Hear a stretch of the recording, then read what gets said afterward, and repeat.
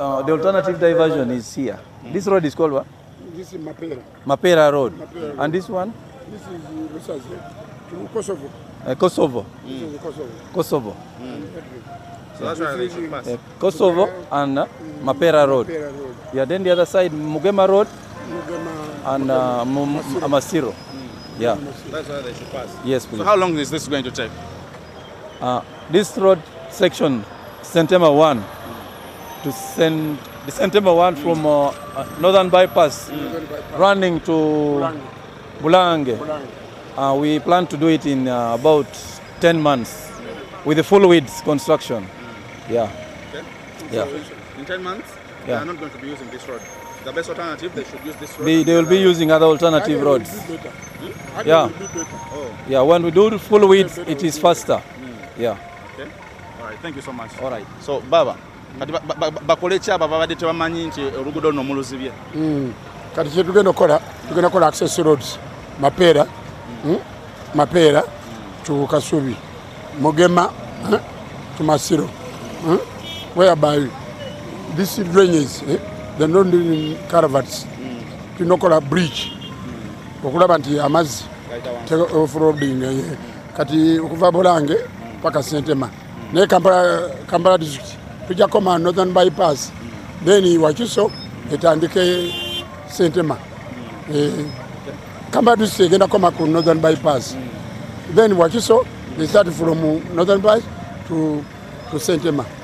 Abantu abembe mulugunya naddala bakozesa oluguudo luno bagamba nti mwazibye oluguudo luno nga tebategeezezzaako. Era kikyamu kiringa agamba nti omala kulya n'onaaba mu ngalo.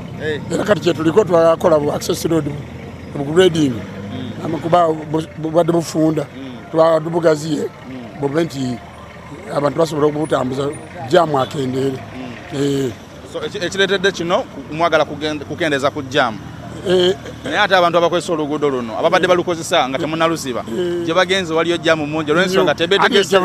Twagala tukola Mapera from genda Kasubi ne Mugema to Masiro ne nakali akatono Nakibinge Road Northern Bypass jaamu akendeere. Era kye tuliko bagenda kuleta greda amanyi aganze Ssekabira Sajja wa Kabaka n'owulira agere enkulaakulana mu Buganda. Kale webale nnyo ekintu ekikolebwa ku luguudo luno kigendereddwamu okuleeta enkulaakulana era ng'abantu abawangalira mu bitundu bino n'abantu abakolera ku luguudo luno bagamba nti ekintu kino oba oliawo kiyinza okuba nga kijja bayamba mu maaso eyo naye ate ekyennyamiza kwe kubeera nti kyakoleddwa nga tebasoose kwebuzibwako era abangi bagamba nti kabibere birango tebalina kye bafunyeko. Weewaawo inginiya gw'osoose okulaba ku terefayina agambye nti bakola ebirango era baayita ku rediyo y'Obwakabaka ey'obujjajja CBS FM. Baba ogamba otya?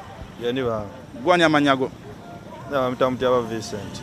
Mutyaba Vincent, kiki ky'omanyi oluguudo nno nga balukola babategeezaako?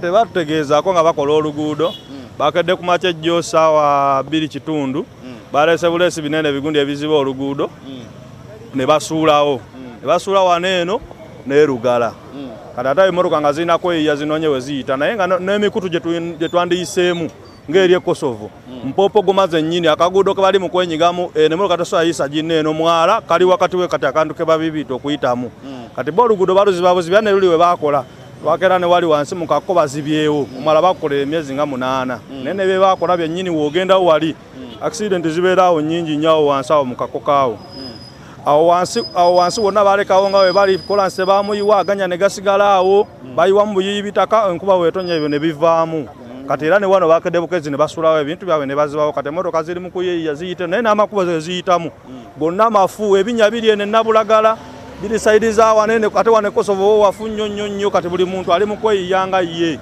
ziyiseewa we buzibu bwe tuliko waneeno kati naffe tuyita eno waggulu naye ne gye tuyita yonna wafu. Kale webale nnyo.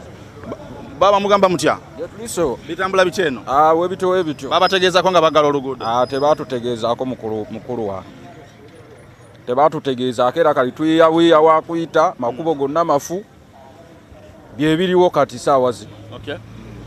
Nkakasa ngono ye mukulembeze era mpulidde nga mwogera nti omukulembeze wasojja sebo? Sebo gyendi. Gwani amanyago sebo? Yenze Chief Mbowa era nga yenze kansala wa kitundu kino ekya Lusaze mwe tuli essaawa zino. Kati kansala nsaba tuluddeko emabega katini wayinza okuba nga abantu abasinga tebategedde nti ekkubo lino ligenda kukolebwa n'ekkubo lino singa limala okukolebwa ligenda kuyamba litya ekitundu ky'okulembera?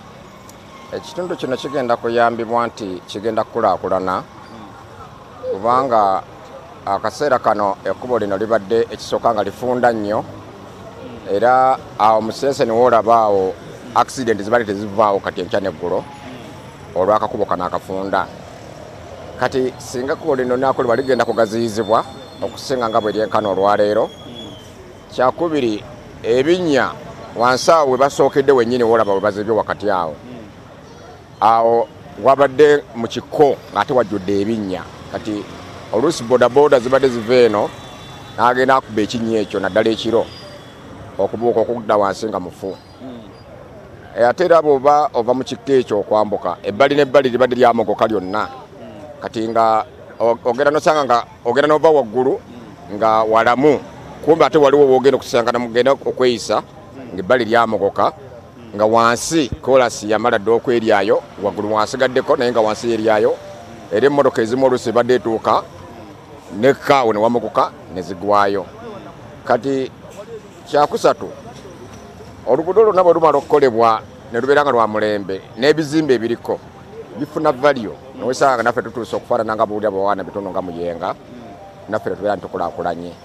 Traffic jam ajja kendeera kuba bwe baba bakola bwe twali tusaba okukola oluguudo luno olwa Sentema ffe nga bakansalas aba area eno etwala Lusaze Mapeera twasaba batuyungireko n'oluguudo luno olwa Mapeera olwa jjajjaffe Mapeera kuba oluguudo luno lwa byafaayo nnyo era kiina kyeragisa tujja kuluddako musobole okululaga n'abantu.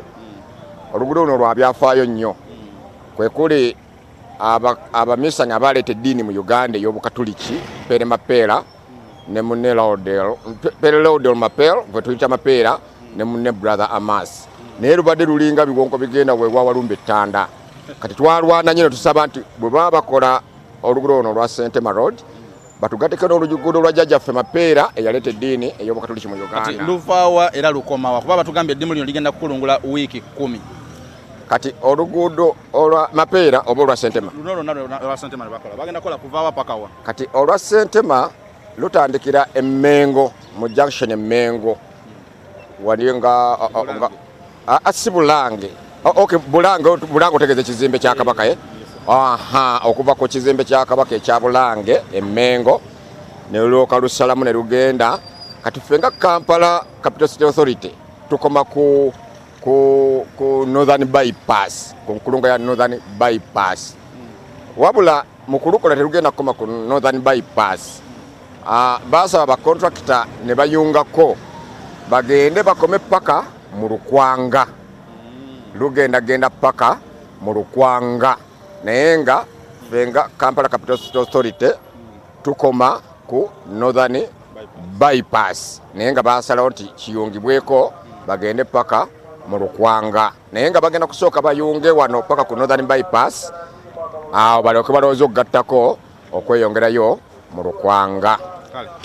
Netonda eri abatuuze baffe aba Lusaze Lugala Mapeera bonna abadde bakozesa oluguudo luno olwa Sentema Road mutusonyiwe nti abano abakola bacontractors be bakola ensobi ffe mu bimu ku bye twabasaba nga bagenda okutandika okukola twabasaba bategeeze abatuuze mu budde bo ku tebategeezaako abo kye bakoze bagenze mu mpapula z'amawulire so nga abantu baffe batono nnyo abalina obusobozi obugula empapula z'amawulire bo ne balangira eyo okujja ne babategeeza oba na mizindaalo oba na radios. Olwakadde tugenda komawo kansala naye nsuubira nti abantu bonna abakozesa oluguudo luno kyamulina okuba nga ate mutunuulira kyekirungi ekigenda okuba nga ate kiva mu kukola oluguudo luno kuba enkulaakulana egenda kujja mu kitundu kyammwe ate nga kansala bw'ayogedde n'ebizimbe ebirinaanye ekkubo lino bigenda bba bifuna value ey'amaanyi.